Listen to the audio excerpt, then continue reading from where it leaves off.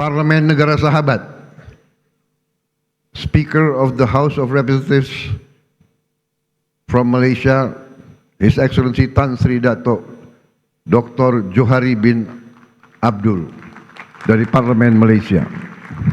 Kami terutama dengan tetangga-tetangga kita ingin selesaikan semua masalah. Ada masalah, kadang-kadang masalah garis perbatasan.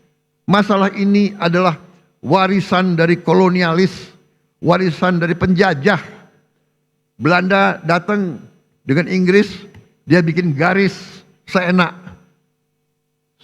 jidatnya, dia bikin garis itu. Yang repot kita sekarang, ya kan?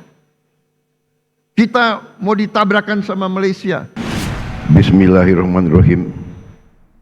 Assalamualaikum warahmatullahi wabarakatuh. Selamat pagi, salam sejahtera bagi kita sekalian. Shalom, salve, Om Swastiastu. Salam kebajikan, rahayu-rahayu. Yang saya hormati, Saudara Wakil Presiden Republik Indonesia, Saudara Gibran Rakabuming Raka, beserta Ibu Selvi Ananda Putri. Presiden ke-6 Republik Indonesia, Jenderal TNI Purnawirawan Profesor Dr. Susilo Bambang Yudhoyono.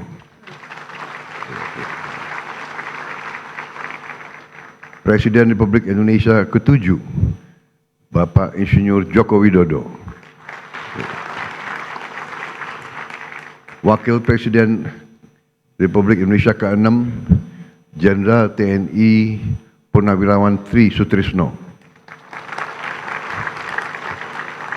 Wakil Presiden ke-10 dan ke-12 Republik Indonesia, Bapak Muhammad Yusuf Kalla. Bapak Wakil Presiden ke-11 Republik Indonesia, Profesor Budiono.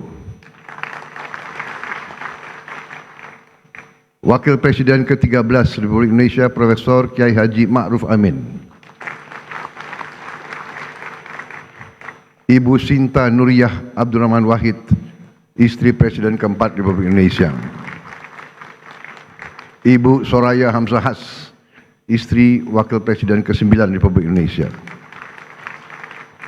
Para pimpinan lembaga negara, Ketua Majelis Permusyawaratan Rakyat Republik Indonesia, Saudara Ahmad Muzani, beserta para mantan ketua, para wakil ketua, dan seluruh anggota MPR RI yang saya hormati. Ketua Dewan Perwakilan Rakyat Republik Indonesia, Saudari Puan Maharani, beserta para mantan ketua, para wakil ketua, dan seluruh anggota DPR RI yang hadir.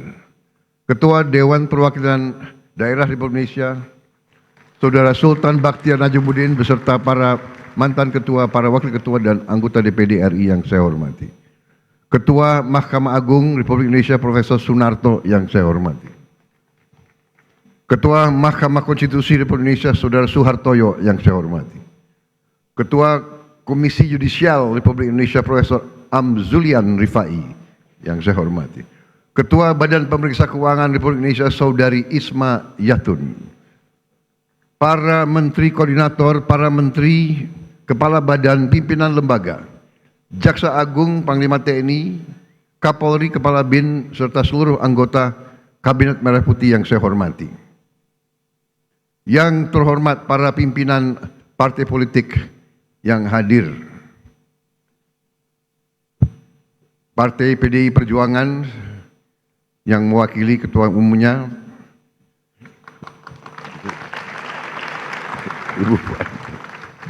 Ketua Umum Partai Golongan Karya, Saudara Bahlil Lahadalia,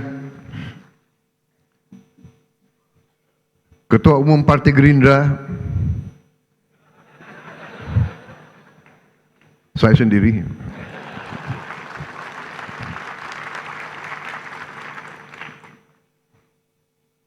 Saudara-saudara sekalian, Ketua Umum Partai Amanat Nasional, Saudara Zulkifli Hasan. Ketua Umum Partai Demokrat Saudara Agus Harimurti Yudhoyono, Ketua Umum Partai Kebangkitan Bangsa Saudara Abdul Muhaimin Iskandar, Presiden Partai Keadilan Sejahtera Saudara Muzamil Yusuf, Ketua Umum Partai Nasional Demokrat Saudara Surya Paloh, para duta besar negara sahabat yang saya hormati, para ketua parlemen negara sahabat, Speaker of the House of Representatives from Malaysia, His Excellency Tan Sri Dato' Dr. Johari bin Abdul dari Parlemen Malaysia, Speaker of Legislative Council of Brunei, His Excellency Dato' Seri Setia Awang Haji Abdul Darussalam Rahman, Speaker of the Parliament of Singapore, His Excellency Mr. Sia Kian Peng, Speaker of the National Parliament of Timor-Leste, Her Excellency Miss Maria Fernanda Lai. Yang saya hormati dan saya banggakan rekan-rekan pers media dari dalam dan luar negeri, para tamu undangan yang saya hormati, para wakil-wakil rakyat yang hadir, saudara-saudara sekalian yang saya cintai, seluruh rakyat Indonesia, sebangsa dan setanah air dimanapun engkau berada pada hari ini. Saudara-saudara sekalian yang saya hormati, pada tanggal 17 Agustus 2025, 80 tahun sudah para pendiri bangsa Indonesia mendeklarasikan kemerdekaan Indonesia. Proklamasi tanggal 17 Agustus 1945 adalah momen penting dalam perjuangan panjang bangsa ini untuk berdiri di atas kaki kita sendiri. Setelah deklarasi kemerdekaan 17 Agustus 1945, bangsa kita berperang selama 5 tahun. Kita berperang merebut kemerdekaan dengan senjata dan dengan diplomasi, dengan semua kekuatan kita, hingga kedaulatan kita benar-benar dapat kita rebut dan diakui pada tahun 1949. Sejak itu, para pendahulu saya, Presiden Republik Indonesia pertama hingga Presiden Republik Indonesia yang ketujuh, bekerja keras membangun bangsa Indonesia, bekerja keras untuk mewujudkan bangsa yang adil dan makmur. Presiden Soekarno telah memimpin perjuangan pembentukan Negara Kesatuan Republik Indonesia dan berhasil mempertahankan keutuhan wilayah Republik Indonesia di tengah berbagai intervensi dan invasi dari negara-negara asing. Presiden Soekarno juga berhasil mengintegrasikan Irian Barat ke dalam NKRI. Presiden Soeharto melaksanakan pembangunan ekonomi yang merata dari Sabang sampai Merauke, berhasil mewujudkan swasembada pangan dan meletakkan dasar-dasar industrialisasi ekonomi dan menurunkan kemiskinan ekstrim. Presiden Habibie mengenalkan kita ke arah teknologi tinggi, mampu menjaga stabilitas ekonomi di tengah krisis multidimensi tahun 1998. Presiden Abdurrahman Wahid menjaga stabilitas bangsa, berhasil memperkokoh kerukunan antara suku, agama, dan ras, sehingga jati diri bangsa Indonesia sebagai bangsa majemuk dalam keharmonisan terbentuk secara kuat dan kokoh.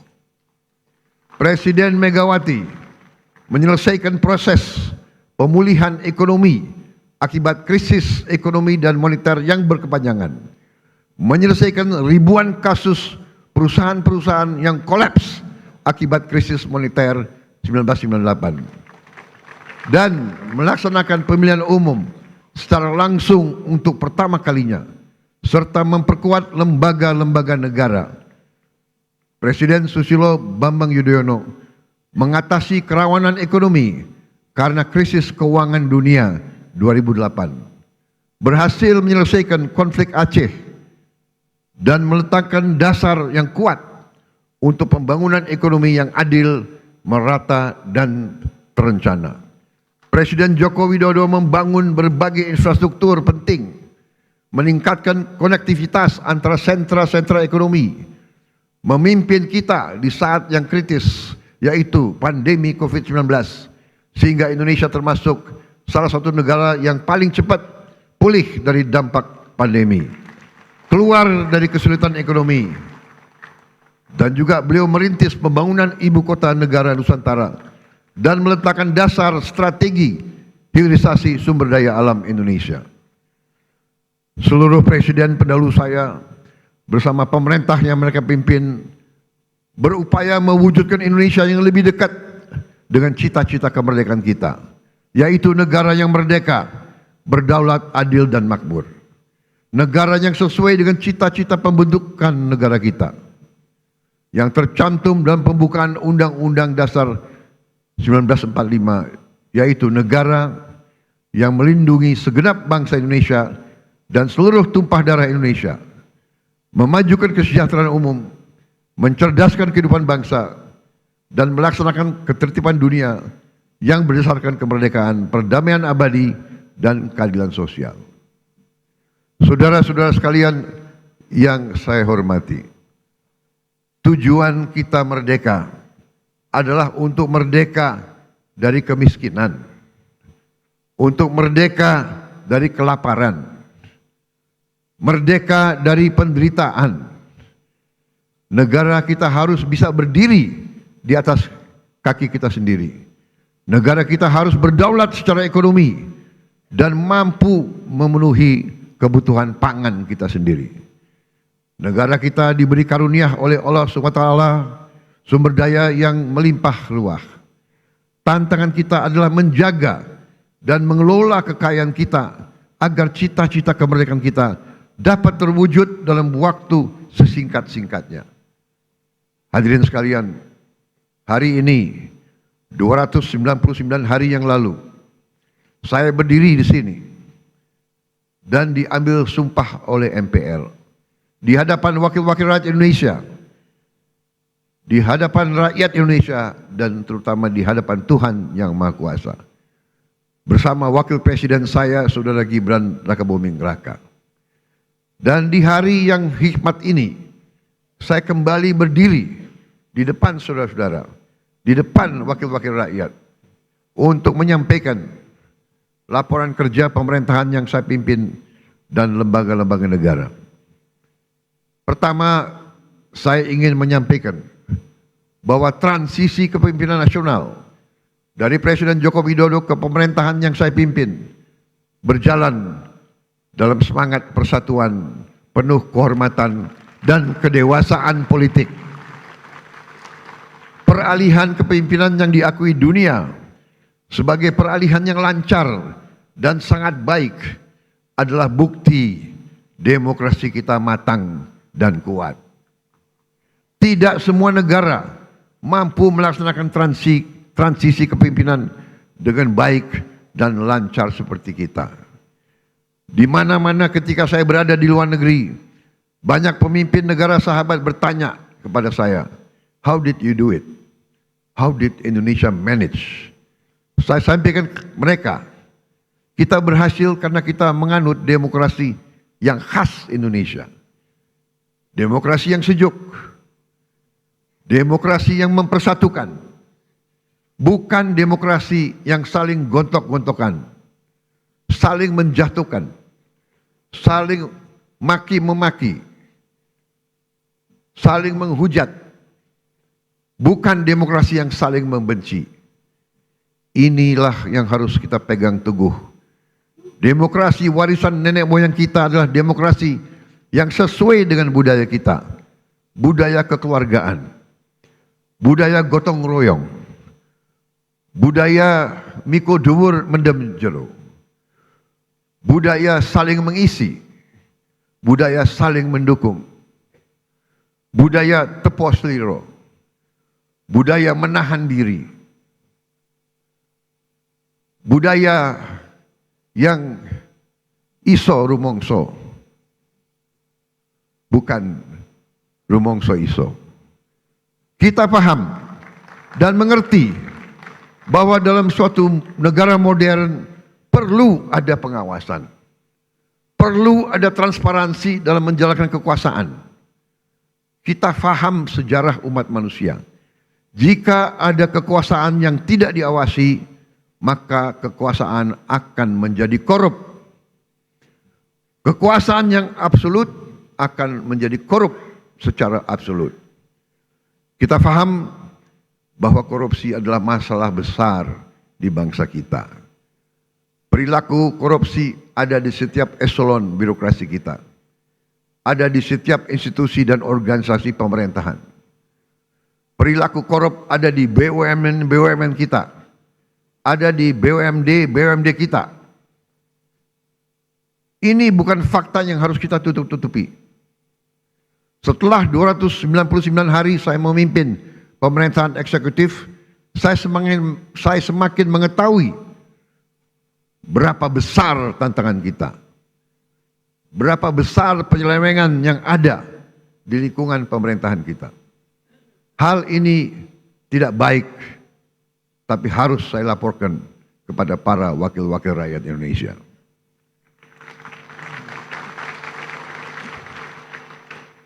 Dalam pidato pelantikan saya di sini, saya sampaikan, bangsa Indonesia harus berani melihat kekurangan-kekurangan sendiri. Harus berani melihat kesalahan-kesalahan kita sendiri. Harus berani melihat penyakit-penyakit yang ada di tubuh kita, agar kita bisa perbaiki kekurangan-kekurangan tersebut. Tanpa mau mengakui, tidak mungkin kita mampu memperbaiki. Saya disumpah untuk melaksanakan perintah Undang-Undang Dasar Republik kita. Karena itu, saya tidak ada pilihan lain selain memimpin upaya pemberantasan korupsi dan penyelewengan di semua lembaga eksekutif dan pemerintah. Itulah sebabnya pada awal tahun 2025 ini kami telah identifikasi dan telah selamatkan 300 triliun uang, 300 triliun rupiah dari APBN yang kami lihat rawan diselewengkan. Di antaranya anggaran perjalanan dinas luar dan dalam negeri yang begitu besar, anggaran alat tulis kantor yang begitu besar, dan berbagai anggaran yang selama ini jadi sumber korupsi dan sumber bacaan. Efisiensi ini diperintah oleh Undang-Undang Dasar kita, yaitu ayat 4 pasal 33 Undang-Undang Dasar Negara Republik Indonesia. 300 triliun rupiah kami geser untuk hal-hal yang lebih produktif dan langsung bisa dirasakan rakyat banyak. Majelis yang terhormat, sebagai Presiden Republik Indonesia, saya bertanggung jawab atas pemerintahan eksekutif. Saya berkewajiban menegakkan hukum demi keselamatan bangsa. Saat ini kita menghadapi realita terjadi kebocoran kekayaan negara kita dalam skala yang sangat besar. Kita mengalami suatu kondisi yang saya sebut net outflow of national wealth. Janganlah kita menghabiskan tenaga kita untuk mencari siapa yang salah. Kita tidak ada waktu. Kita tidak punya cukup energi untuk mencari kesalahan orang. Pemerintah yang saya pimpin harus memusatkan diri untuk mencari solusi yang tepat dan cepat atas masalah pokok ini. Ibarat sebuah badan, kalau darahnya terus mengalir keluar, maka pada suatu titik badan itu akan mati. Kalau mengalirnya kekayaan kita ke luar negeri, kita biarkan terus-menerus, kita berpotensi jadi negara gagal. Karena itu saya berkewajiban untuk mengambil langkah-langkah yang perlu, walaupun itu sulit dan juga tidak populer bagi pihak-pihak tertentu. Saya harus mengambil langkah-langkah untuk menyelamatkan kekayaan negara agar bisa digunakan untuk kepentingan bangsa kita di hari ini dan di hari esok. Untuk kepentingan generasi sekarang dan generasi mendatang. Terus terang saya katakan di sini di hadapan saudara-saudara sekalian, kalau kita konsekuen menjalankan apa yang telah dibuat oleh para pendiri bangsa kita, oleh Bung Karno, Bung Hatta, Bung Syahrir, Haji Agus Salim, tokoh-tokoh generasi 45, yaitu rancang bangun, blueprint negara, bagaimana negara harus dijalankan, yang semua sudah tertuang dalam Undang-Undang Dasar 1945. Saya yakin bangsa kita akan selamat. Undang-Undang Dasar 1945 harus kita pelajari. Undang-Undang Dasar 1945 janganlah menjadi mantra, janganlah menjadi slogan, hanya di bibir kita teriak-teriak terus. Undang-Undang Dasar 1945 adalah rancang bangun yang relevan, rancang bangun yang ampuh, rancang bangun yang nyata, dan rancang bangun yang operasional untuk kita gunakan. Saya melihat ada kecenderungan dari sebagian kaum elit Indonesia, sebagian orang-orang yang memandang dirinya paling pintar di republik ini. Mereka memandang bahwa pemikiran Bung Karno, pemikiran Bung Hatta, pemikiran generasi 45 tidak relevan lagi di zaman sekarang. Sudah kuno, sudah lawas untuk menghadapi tantangan abad ke-21. Menurut hemat saya, pemikiran tersebut adalah keliru. Generasi 45, generasinya Bung Karno, Bung Hatta, Syahrir, semua tokoh-tokoh itu adalah generasi yang mengalami penjajahan. Mereka mengalami imperialisme.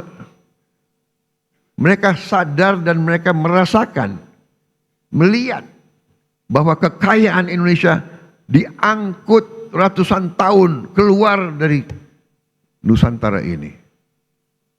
Karena itu mereka menyusun rancang bangun. Mereka buat dokumen yang tidak terlalu panjang, tapi sangat eksplisit menjelaskan bagaimana kita harus laksanakan ekonomi kita dan demokrasi kita. Saya berkeyakinan apabila kita jalankan rancang bangun yang sudah dibuat oleh para pendahulu kita, kita akan jadi negara yang kuat. Saudara-saudara sekalian, kekuatan suatu negara terletak bagaimana negara itu bisa menguasai dan mengelola kekayaan. Karena itu kita harus berani koreksi apabila kita telah mengambil langkah yang keliru. Sungguh aneh negara dengan produksi kelapa sawit terbesar di dunia pernah mengalami kelangkaan minyak goreng. Ini aneh sekali. Tidak masuk di akal sehat. Dan ternyata memang itu ternyata adalah permainan manipulasi yang tadi sudah disinggung oleh Ketua DPR yang saya beri nama Serakah Nomex.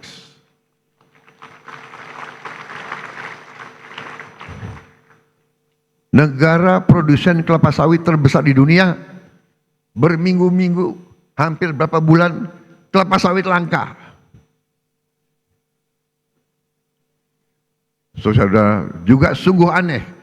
Kita subsidi pupuk, subsidi alat pertanian, subsidi pestisida, subsidi irigasi, waduk. Kita subsidi beras.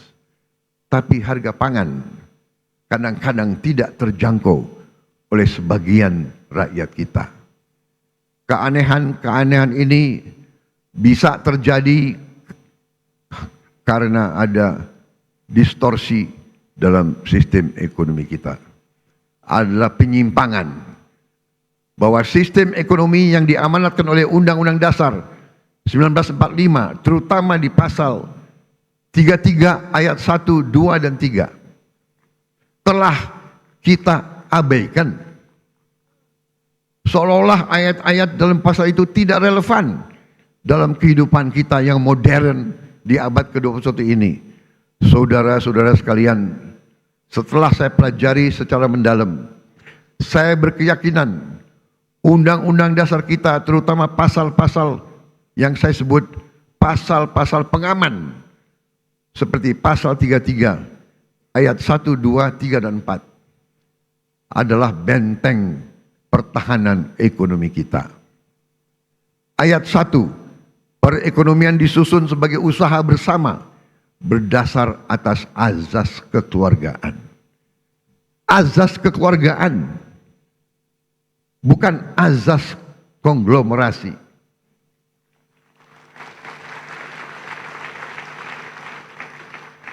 Cabang-cabang produksi yang penting bagi negara dan yang menguasai hajat hidup orang banyak dikuasai oleh negara.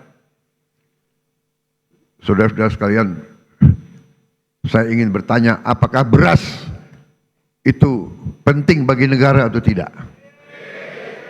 Menguasai atau tidak hajat hidup orang banyak? Apakah penggilingan padi itu penting bagi negara? Apakah penggilingan padi itu hajat hidup orang banyak? Tapi ada sementara, tidak semua, saya harus fair, ada sementara pengusaha-pengusaha yang justru memanfaatkan kekuatan mereka, kekuatan modal mereka untuk dominasi dan manipulasi kehidupan rakyat, dan ini tidak bisa kita terima. Ayat 3, bumi dan air dan kekayaan alam yang terkandung di dalamnya dikuasai oleh negara dan dipergunakan untuk sebesar-besar kemakmuran rakyat. Saudara-saudara, ayat 4, perekonomian nasional diselenggarakan berdasar atas demokrasi ekonomi dengan prinsip kebersamaan, efisiensi, berkeadilan. Jadi efisiensi ini perintah Undang-Undang Dasar. Tapi ada yang demo lawan efisiensi. Berwawasan lingkungan, kemandirian, serta dengan menjaga keseimbangan kemajuan dan kesatuan ekonomi nasional. Saudara-saudara, ketika kita tidak konsekuen menjalankan Undang-Undang Dasar kita, terjadilah distorsi ekonomi. Terjadilah pemerataan ekonomi yang tidak cepat, di mana yang menikmati pertumbuhan ekonomi kita hanya segelintir orang saja. Terjadilah kondisi di mana pertumbuhan ekonomi rata-rata 5% selama 7 tahun terakhir tidak tercermin dalam kondisi nyata rakyat Indonesia. Masih terlalu banyak anak-anak yang kelaparan, petani dan nelayan yang kesulitan menjual hasil panennya, rakyat yang belum memiliki rumah layak huni, guru yang belum dihargai, serta keluarga yang tak sanggup berobat karena biaya atau karena tidak ada fasilitas kesehatan di daerahnya. Namun, ketika kita konsekuen menjalankan Undang-Undang Dasar kita dalam 299 hari ini, alhamdulillah saya dapat melaporkan bahwa kita telah mencapai berbagai kemajuan yang cukup berarti. Di tengah konflik politik, konflik ekonomi secara global, perang dagang, perang tarif, ekonomi Indonesia masih berhasil tumbuh di atas 5%. Tumbuh dalam 5,12%. Dan para pakar yakin bahwa ini akan semakin meningkat di saat-saatnya akan mendatang. Di tengah dunia yang penuh gonjang-ganjing, realisasi investasi kita semester pertama 2025 telah mencapai 942 triliun, naik 13,6% dari tahun lalu. Telah mencapai target APBN 2025 sebelum tahun 2025 berhasil. Dan berhasil menyerap tenaga kerja Indonesia 1.200.000 orang. Saudara-saudara sekalian, kita telah melaksanakan intervensi strategis untuk memperbaiki gizi 82 juta anak-anak Indonesia dan ibu-ibu hamil. Saudara-saudara sekalian, sekarang kita telah mencapai kemajuan yang membanggakan. Pagi ini saya mendapat laporan dari Badan Gizi Nasional, sudah 20 juta anak sekolah. Anak belum sekolah, ibu hamil dan ibu menyusui sudah menerima makan bergizi gratis setiap hari. Terima kasih Badan Gizi Nasional. Di hadapan majelis terhormat ini, saya menyampaikan penghargaan saya kepada Kepala Badan dan seluruh anggota Badan Gizi Nasional yang telah bekerja keras mencapai hal ini. Saudara-saudara sekalian, dalam 7 bulan kita berhasil mencapai apa yang negara-negara lain butuh belasan tahun. Saya telah jumpa dengan Presiden Brazil dan mantan Presiden Brazil. Brazil butuh 11 tahun untuk mencapai 40 juta makan bergizi gratis setiap hari. Saudara-saudara, kita kadang-kadang harus mengakui bahwa bangsa kita punya kemampuan. Bangsa kita, bila ada kehendak, banyak yang bisa kita kerjakan bersama. Begitu banyak masalah manajemen yang harus kita hadapi agar program ini berjalan baik. Pembangunan fisik dapur, pengelolaan rantai pasok, pelatihan manajer-manajer dan pelaksana-pelaksana. Sekali lagi, saya tadi ucapkan terima kasih kepada Kepala Badan Gizi Nasional. Saudara dan anggotamu telah bekerja dengan baik. Kita kadang-kadang kalau yang berbuat baik, kita lupa ucapan terima kasih. Kalau yang berbuat salah, kita tidak akan lupa-lupa. Terus diingat. Saya juga ucapkan terima kasih kepada semua pihak yang telah mendukung terlaksananya makan bergizi gratis. TNI, Polri, Nahdlatul Ulama, Muhammadiyah, ormas-ormas, koperasi-koperasi, yayasan-yayasan yang telah rame-rame terlibat dan bergotong royong membentuk Satuan Pelayanan Pemenuhan Gizi di seluruh provinsi Indonesia. Makan bergizi gratis bukan semata program sosial, melainkan fondasi untuk menciptakan generasi yang sehat, cerdas, dan produktif. PBB mengatakan bahwa MBG adalah investasi terbaik yang bisa dilakukan oleh sebuah bangsa. Walau baru berjalan 8 bulan, hasil dari makan bergizi gratis mulai terasa.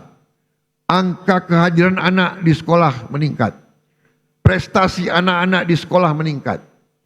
Per hari ini sudah ada 5.800 satuan pemenuhan pelayanan gizi di 38 provinsi. MBG telah menciptakan 290.000 lapangan kerja baru di dapur-dapur dan melibatkan 1 juta petani, nelayan, peternak, dan UMKM. MBG mendorong pertumbuhan ekonomi di desa-desa. Hadirin sekalian, tidak ada negara yang kuat yang tidak mampu memproduksi pangannya sendiri. Oleh karena itu, pemerintah yang saya pimpin bekerja keras untuk memutus ketergantungan pada impor dengan membuka jutaan hektar sawah baru di Kalimantan Tengah, di Kalimantan Barat, di Sumatera, di Papua, dan beberapa daerah lain. Selain melakukan ekstensifikasi, kami juga melakukan intensifikasi. Kami mendorong produksi pangan di desa-desa. Kami memotong birokrasi penyaluran pupuk. Kita salurkan pupuk langsung dari pabrik ke petani-petani dan memberi bantuan alat pertanian kepada para petani kita. Kami juga tingkatkan harga beli gabah menjadi rupiah 6.500 per kilogram agar petani sebagai produsen menikmati keuntungan yang berarti. Hari ini kita surplus produksi beras. Stok cadangan beras nasional kita hari ini lebih dari 4 juta ton. Ini adalah tertinggi selama sejarah NKRI. Untuk pertama kali dalam puluhan tahun Indonesia bisa kembali mengekspor beras dan jagung. Saya perhatikan di mana-mana para petani tersenyum karena harga gabah stabil dan penghasilan mereka meningkat.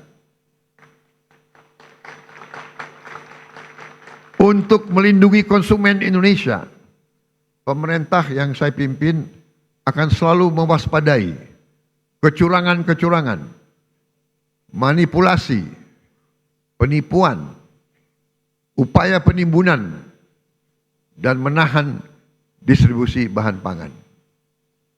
Pemerintah yang saya pimpin tidak akan ragu-ragu. Kami akan selalu tegas pada mereka yang melanggar aturan. Mereka yang mempersulit kehidupan rakyat.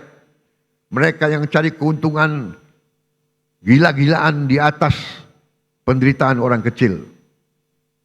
Pemerintah yang saya pimpin akan konsekuen menggunakan segala kewenangan yang diberikan kepada kami dari Undang-Undang Dasar 1945 dan juga Undang-Undang Nomor 7 tahun 2014 tentang perdagangan, terutama pasal 107 Jungto pasal 29 ayat 1 yang berbunyi pelaku usaha yang menyimpan barang kebutuhan pokok dan atau barang penting dalam jumlah dan waktu tertentu pada saat terjadi kelangkaan barang, gejolak harga, dan atau hambatan lalu lintas bisa mendapat pidana penjara paling lama 5 tahun dan atau denda paling banyak 50 miliar rupiah. Hadirin sekalian, saya pastikan perusahaan-perusahaan siapapun yang berani manipulasi dan melanggar, kami akan proses hukum. Dan berdasarkan wewenang konstitusional yang ada pada Presiden Republik Indonesia, kami akan sita yang bisa kami sita. Kami akan selamatkan rakyat. Kami akan membela kepentingan rakyat. Kami pastikan rakyat Indonesia tidak akan menjadi korban serakanomics. Korban mereka-mereka yang mengejar keuntungan sebesar-besarnya, menipu dan mengorbankan rakyat Indonesia, dan membawa keuntungan itu, kekayaan itu keluar dari Republik Indonesia. Ini harus kita hentikan.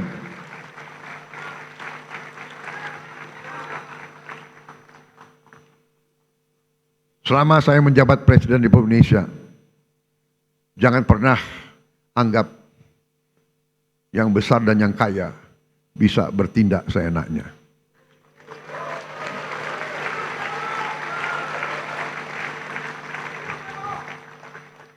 Kami tidak gentar dengan kebesaranmu. Kami tidak gentar dengan kekayaanmu. Karena kekayaanmu berasal dari rakyat Indonesia. Pemerintah yang saya pimpin tidak akan ragu-ragu membela kepentingan rakyat Indonesia.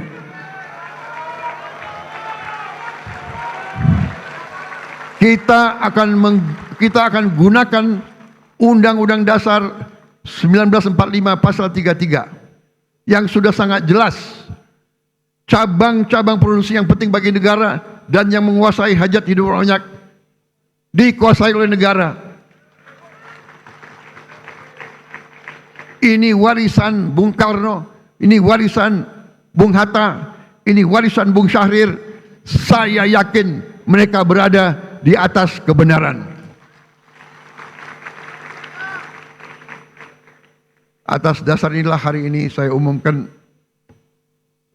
setelah pertimbangan cermat oleh pemerintah untuk melindungi hak rakyat mendapatkan beras yang tepat takaran, tepat kualitas, harga terjangkau, dan usaha penggilingan beras skala besar harus mendapat izin khusus dari pemerintah. Kalau mereka masih mau bergerak di bidang ini. Kalau tidak, yang besar silahkanlah pindah ke bidang lain. Jangan main di atas kebutuhan dasar rakyat Indonesia.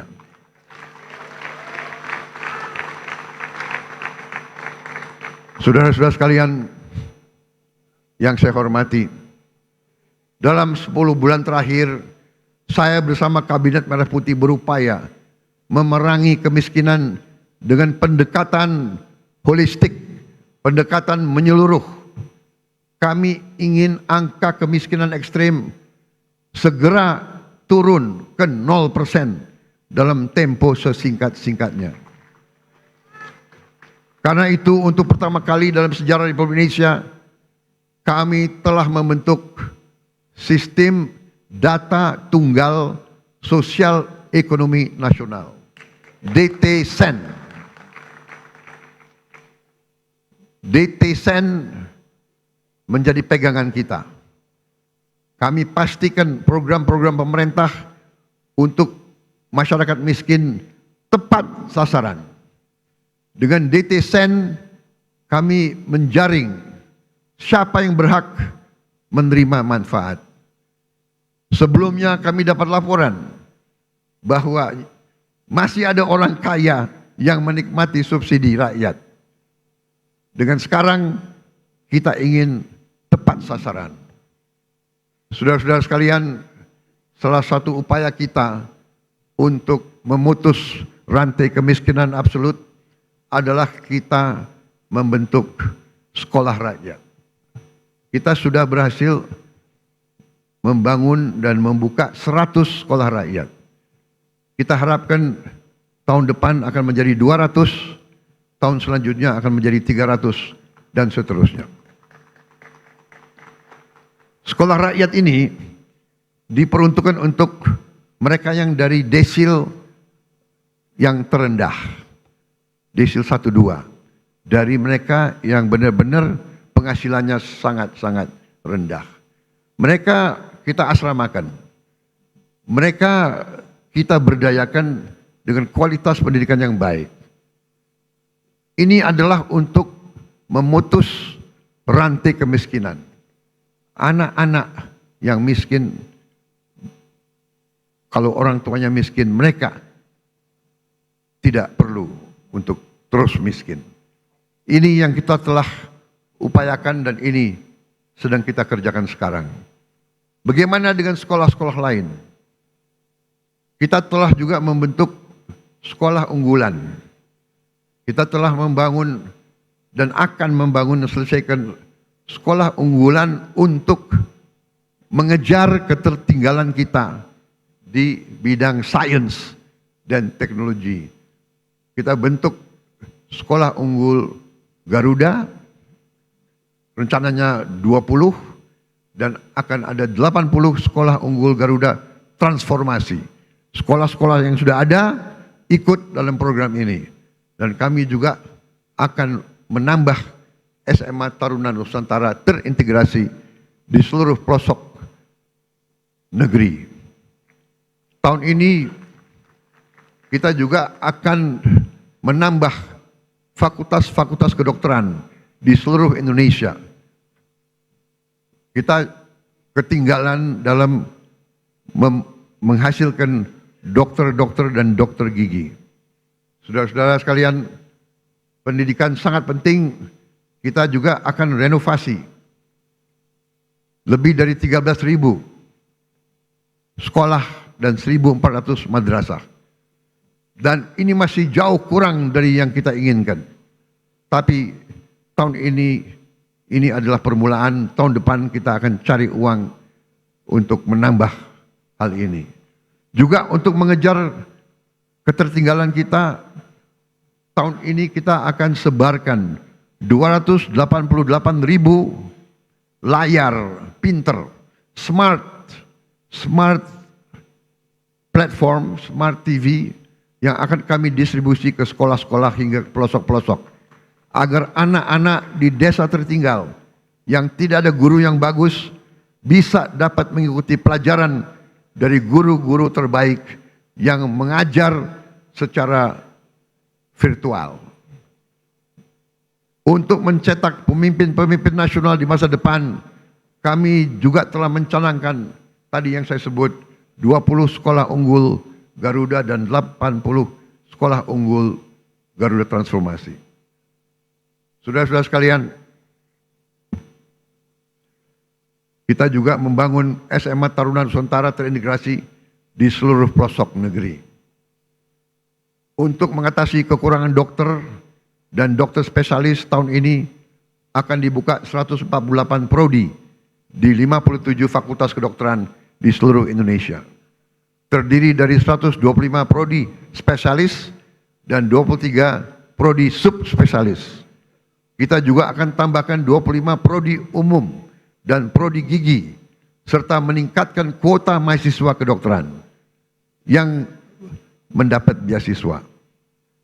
Saudara-saudara sekalian, untuk mengatasi perputaran uang yang terkonsentrasi di ibu kota dan kota-kota besar, kami dirikan 80.000 koperasi desa dan koperasi kelurahan merah putih. Koperasi di setiap desa akan meningkatkan ekonomi desa dan menciptakan jutaan lapangan kerja. Koperasi desa kelurahan juga akan meringankan beban hidup masyarakat kita dengan menjual beras murah, minyak goreng murah, LPG bersubsidi, pupuk bersubsidi sesuai dengan harga jual. Kita juga akan membuat rakyat bisa punya akses kepada protein, kepada ikan dan daging dalam harga yang terjangkau. Untuk mempercepat investasi di hilirisasi sumber daya alam dan berbagai bidang strategis, untuk membuka lapangan kerja berkualitas, kami bersama DPR RI telah membentuk apa yang kita sebut Badan Pengelola Investasi Danantara Indonesia. Danantara adalah lembaga pengelola investasi dengan aset dalam pengelolaan lebih dari 1 triliun US dollar. Danantara akan ciptakan jutaan lapangan kerja berkualitas, terutama di bidang hilirisasi. Alhamdulillah, hari ini tingkat pengangguran nasional berhasil turun ke level terendah sejak krisis 1998. Hadirin sekalian, kami juga membangun sistem kesehatan yang lebih adil dan merata. Cek kesehatan gratis telah digunakan hari ini oleh lebih dari 18 juta warga. 66 rumah sakit di 66 kabupaten sedang kami tingkatkan kelasnya. Kawasan ekonomi khusus Sanur kami hadirkan sebagai pusat pelayanan medis bertaraf internasional agar orang Indonesia tidak harus berobat ke luar negeri. Kami tegakkan kedaulatan Indonesia di panggung dunia. Kami putuskan Indonesia bergabung dengan BRICS. Indonesia juga diundang di mana-mana menjadi kehormatan dalam perayaan kemerdekaan India dan perayaan Hari Nasional Prancis. Kami juga berhasil menyelesaikan perundingan dagang Uni Eropa dengan Indonesia, CEPA, yaitu Comprehensive Economic Partnership Agreement, yang sebenarnya adalah Free Trade Agreement, di mana kita bisa akses pasar Eropa dengan tarif nol. Kita juga berunding dengan Amerika. Indonesia aktif memperjuangkan pengakuan Palestina dan memimpin pembahasan solusi dua negara. Saat ini juga 2 pesawat Hercules kita sedang beroperasi di Timur Tengah, menerjunkan bantuan-bantuan dari udara ke Gaza. Saudara-saudara sekalian, kami bekerja untuk menegakkan hukum dan keadilan. Salah satu yang penting adalah dalam menegakkan hukum dan keadilan, gaji hakim harus dalam keadaan baik. Kami telah naikkan untuk beberapa hakim sampai dengan 280% peningkatannya. Kami juga tidak segan-segan membongkar kasus-kasus korupsi besar. Bersama TNI dan Polri kami pastikan bumi dan air dan kekayaan alam yang terkandung di dalamnya dikuasai oleh negara dan dipergunakan untuk sebesar-besar kemakmuran rakyat. Saudara-saudara sekalian, beberapa saat yang lalu, beberapa tahun yang lalu, kita mendapat laporan ada ribuan, ada jutaan perkebunan kelapa sawit yang melanggar hukum, yang menyimpang regulasi. Ada yang membuat perkebunan di hutan lindung. Ada yang tidak melaporkan luasnya perkebunan mereka. Ada yang dipanggil BPKP tidak mau datang. Kami terbitkan Peraturan Presiden Nomor 5 tahun 2025 tentang penertiban kawasan hutan. Dan pada hari ini saya melaporkan di majelis ini bahwa pemerintah Republik Indonesia sudah menguasai kembali 3,1 juta hektar dari potensi 5 juta hektar lahan sawit yang dilaporkan melanggar aturan, tapi kita belum verifikasi.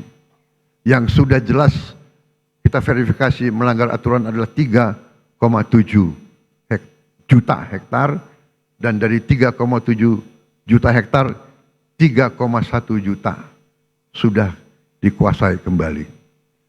Saudara-saudara sekalian, perlu saya laporkan juga di sini bahwa ada keputusan pengadilan yang sudah ingkrah 18 tahun yang lalu yang memerintahkan ada kebun-kebun kelapa sawit yang harus disita, tapi tidak ada penegak hukum waktu itu yang mau melaksanakannya.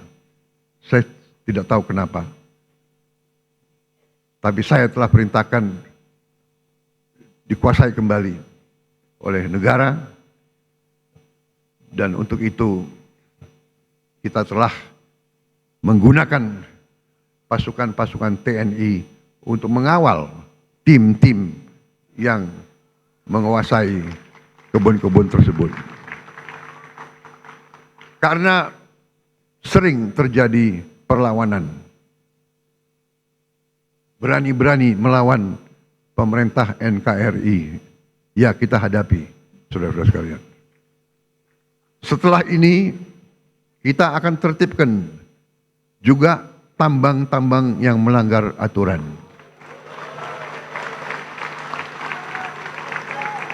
Saya telah diberi laporan oleh aparat-aparat bahwa terdapat 1063 tambang ilegal. Dan potensi kekayaan yang dihasilkan oleh 1063 tambang ilegal ini dilaporkan potensi kerugian negara adalah minimal 300 triliun. Saudara-saudara sekalian,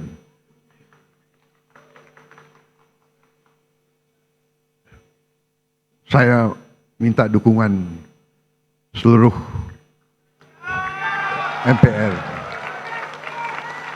Saya minta dukungan seluruh partai politik untuk mendukung ini demi rakyat kita, saudara-saudara sekalian.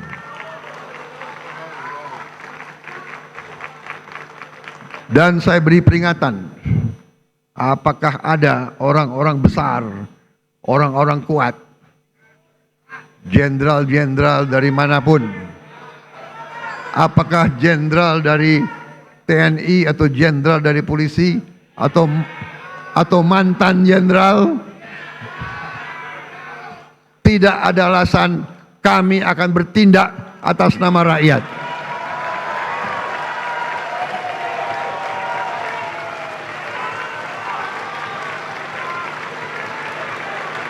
Dan sebagai sesama pimpinan partai,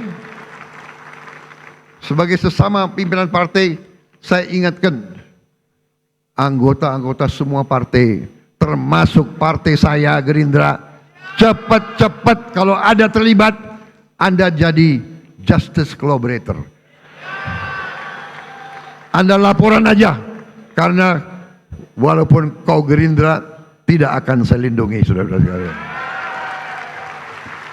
Kalau ada yang berani, ya, saya telah perintahkan Panglima TNI dan Kapolri, kalau Anda mau ke provinsi ini, pakai pasukan dari provinsi lain. Jangan-jangan ada anak buahmu di kebun-kebun itu. Saudara-saudara wakil rakyat, saudara tahu keadaan yang sebenarnya. Benar?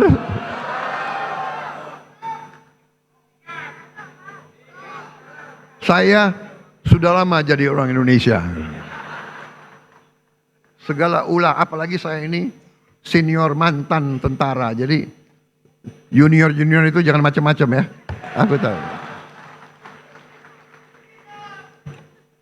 Kalau rakyat yang nambang, ya sudah, kita bikin koperasi.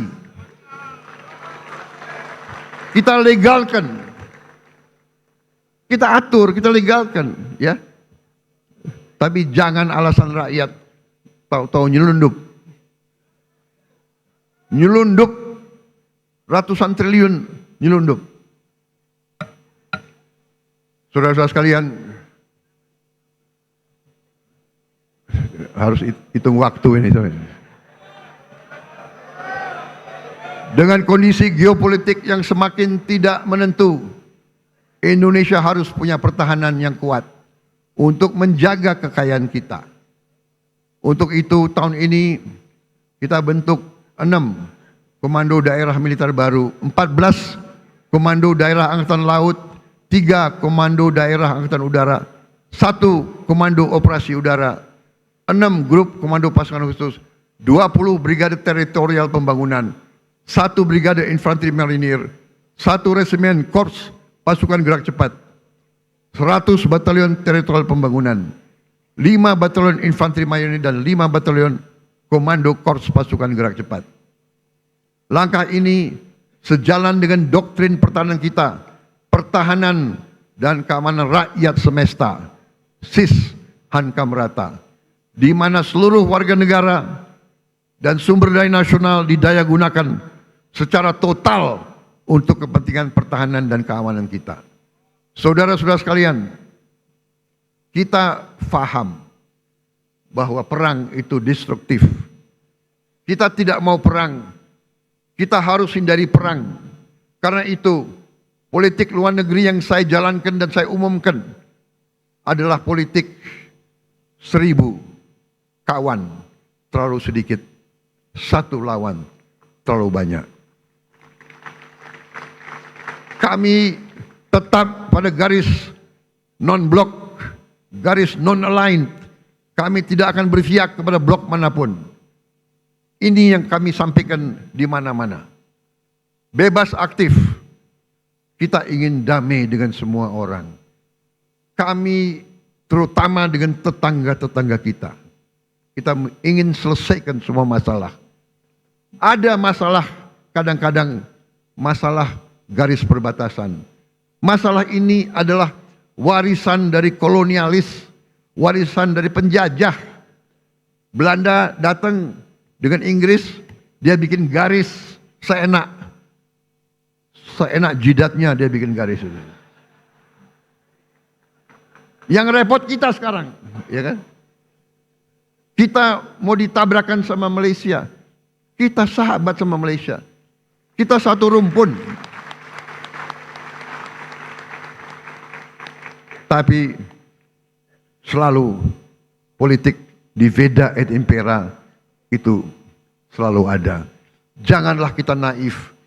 Janganlah kita terus-menerus mau diadu domba. Saudara sekalian, setiap elemen negara Indonesia, marilah kita bekerja keras agar setiap anak Indonesia berangkat ke sekolah dan mendapat makan yang baik. Kita ingin petani, nelayan kita kembali bangga menjadi tulang punggung bangsa, menjadi produsen makanan. Hidup petani dan nelayan kita harus baik, harus bagus. Untuk itu kita akan bangun dalam waktu yang secepat ini. Tahun ini juga kita harus mulai 1.100 desa nelayan. Tiap desa nelayan terdiri dari 2.000, kurang lebih 2.000 kepala keluarga. Berarti di situ akan hidup 2 juta kepala keluarga. Kalau satu kepala keluarga terdiri dari bapak, ibu, dan 3 anak, berarti 5 juta. 10 juta orang akan hidup dengan baik. Ini akan kita wujudkan dalam waktu dekat. Mereka juga akan membayar kembali investasi kita. Jadi ini bukan BLT, ini bukan bagi-bagi uang. Kita pinjemin uang, mereka akan bayar cicil kembali kepada pemerintah. Jadi karena mereka akan menghasilkan nilai.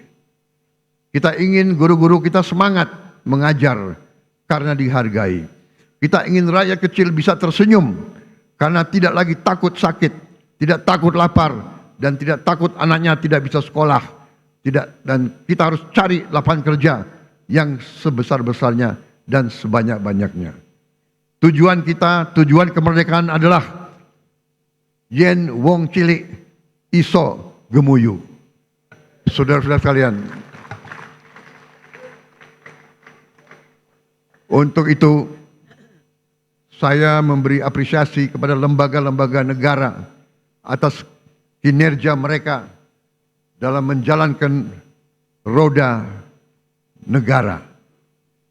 MPR RI melalui visi besar Rumah Kebangsaan, pengawal ideologi Pancasila dan kedaulatan rakyat, secara konsisten terus-menerus sosialisasikan Pancasila, Undang-Undang Dasar 1945, NKRI, dan Bhinneka Tunggal Ika.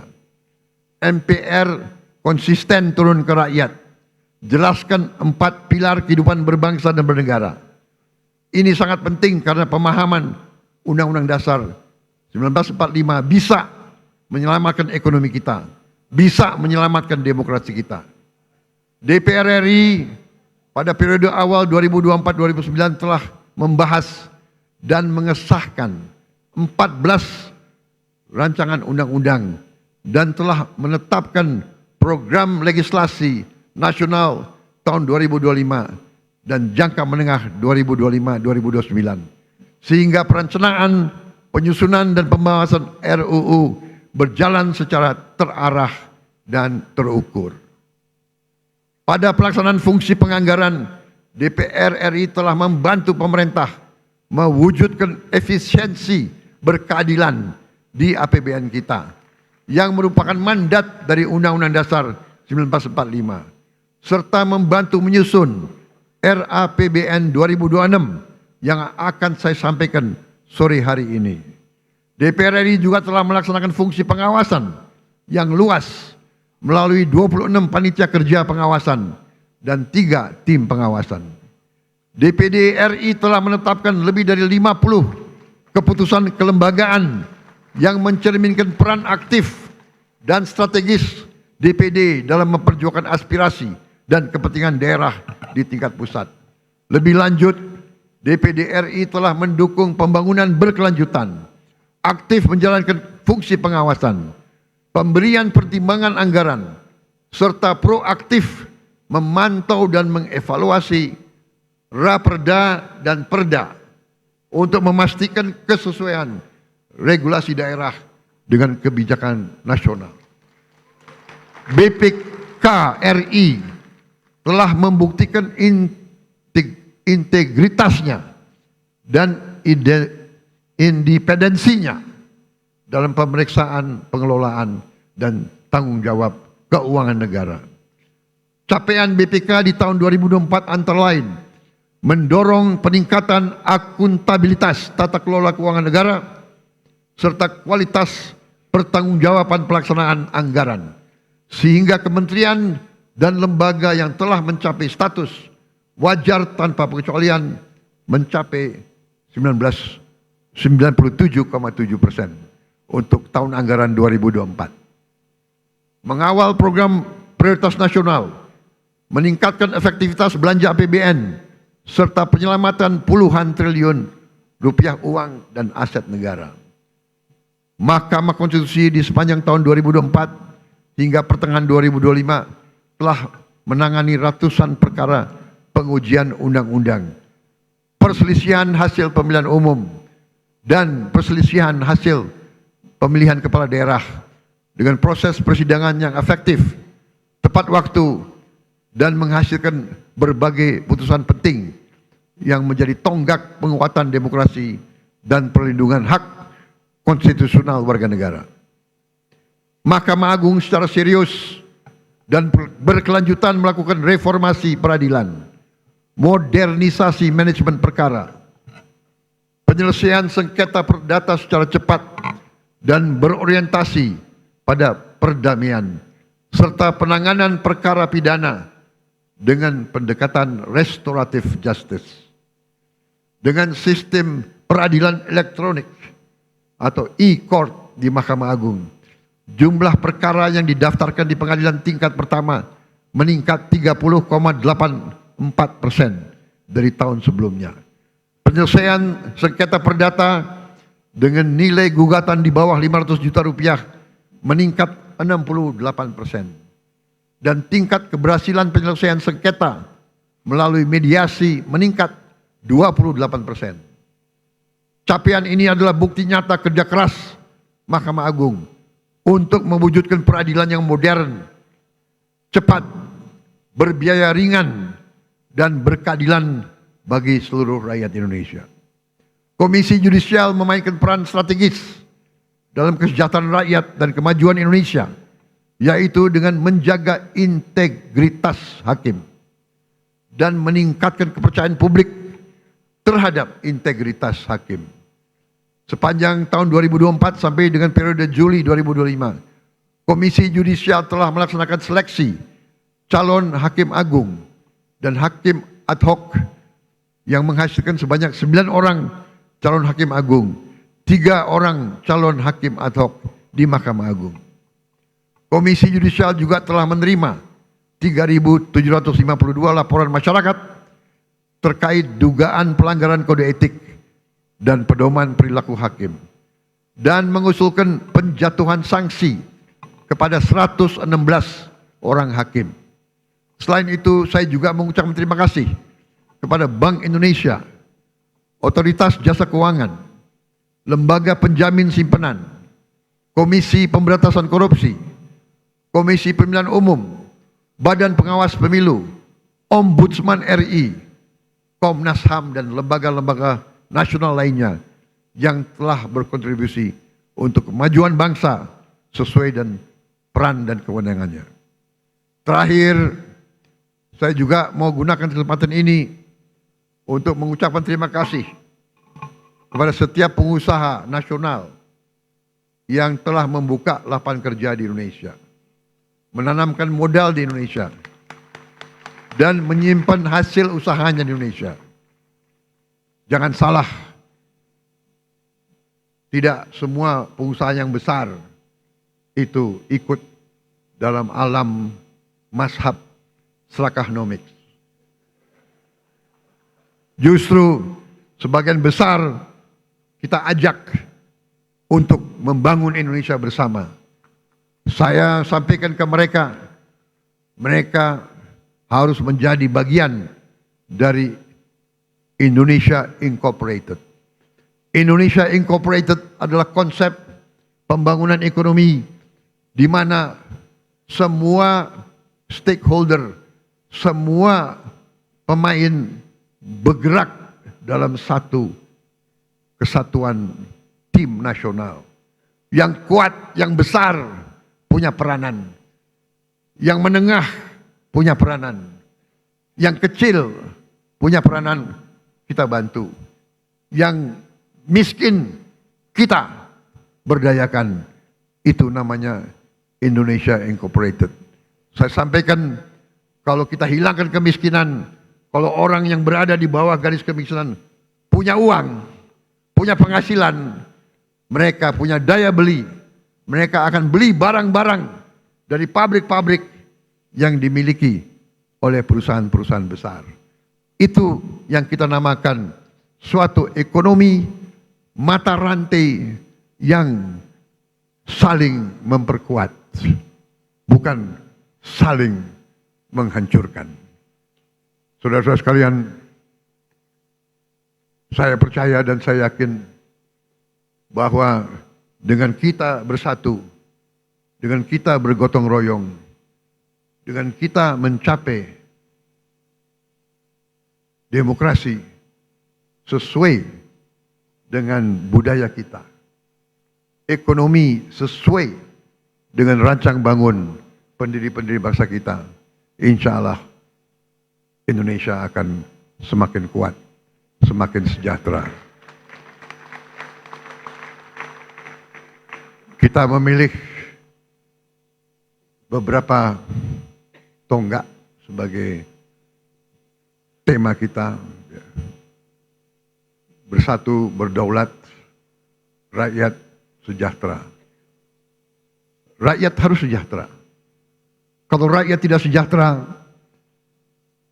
saya katakan kita gagal sebagai negara merdeka. Kita akan berhasil sebagai negara merdeka kalau rakyat kita sejahtera. Karena itu, marilah kita bekerja sama. Kita berbeda-beda boleh, tapi satu tujuan kita. Silakan yang berada di luar pemerintah tidak ada masalah. Terima kasih. Kita butuh koreksi. Kita butuh pengawasan. Kita butuh kritik. Walaupun kadang-kadang kritik itu menyesakkan juga itu. Tapi nggak ada masalah. Jangan berhenti kritik. Saya juga minta dari koalisi kita tetap di dalam koalisi harus berani mengawasi, harus berani koreksi, ya. Tidak boleh ada yang merasa lebih kuat dari hukum. Tidak boleh ada yang merasa tidak dapat diatur, tidak dapat diperiksa. Saya kira itu yang ingin saya sampaikan. Terima kasih. Sidang majelis yang terhormat, Dirgahayu Republik Indonesia ke-80.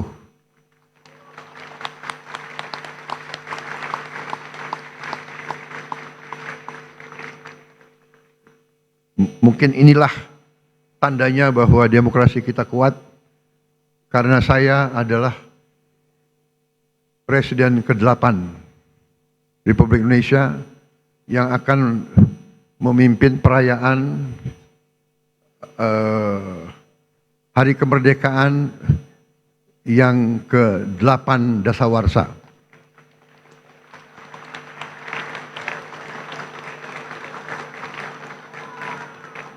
Memang ditakdirkan untuk jadi presiden ke-8 itu. Dan saya adalah bukti bahwa demokrasi kita berjalan karena saya ikut pemilu 5 kali.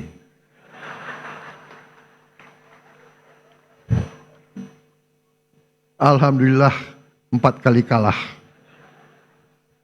Tapi hari ini saya berdiri di depan majelis ini. Terima kasih. Terima kasih saudara-saudara sekalian. Wassalamualaikum warahmatullahi wabarakatuh.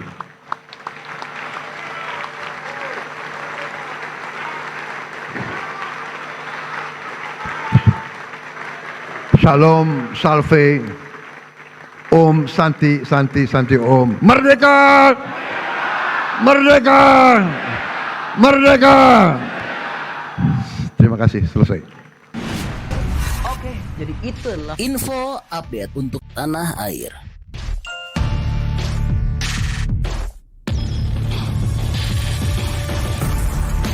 Oke, masih banyak menonton, jangan lupa untuk bantu di like dan di share video ini. Jangan lupa juga bantu untuk subscribe ya. Oke, stay tune at my channel. See you next video.